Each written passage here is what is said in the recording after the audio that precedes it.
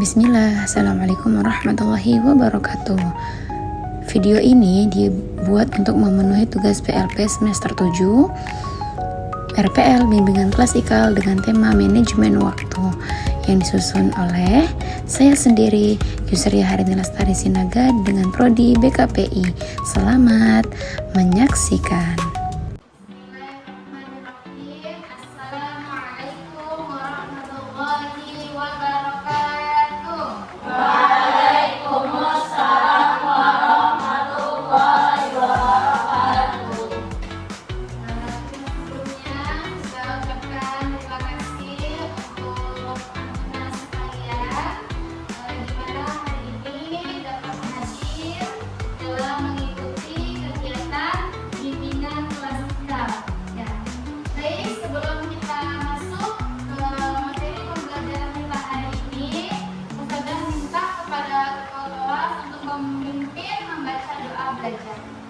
Kepada ketua kelas Nafia, silakan untuk membaca doa belajar. A'udzu billahi minasy syaithanir rajim. Bismillahirrahmanirrahim. Alhamdulillahi rabbil alamin. Ar-Rahmanir Rahim. Maliki yaumiddin. Iyyaka na'budu wa iyyaka nasta'in. Ihdinas siratal mustaqim. Siratal ladzina an'amta 'alaihim ghairil maghdubi 'alaihim waladdallin. Rabbi zidni ilma warzuqni fahman. Amin. Terima kasih kepada ketua kelas yang sudah memimpin doa di pertemuan kita hari ini. Di pertemuan kali ini materi kita berjudul manajemen waktu. Nah, manajemen waktu. Apa yang Antuna pikirkan, apa yang Antuna pahami, apa yang Antuna ketahui sebelum kita mulai materi ini terkait manajemen waktu? Ada yang bisa jawab?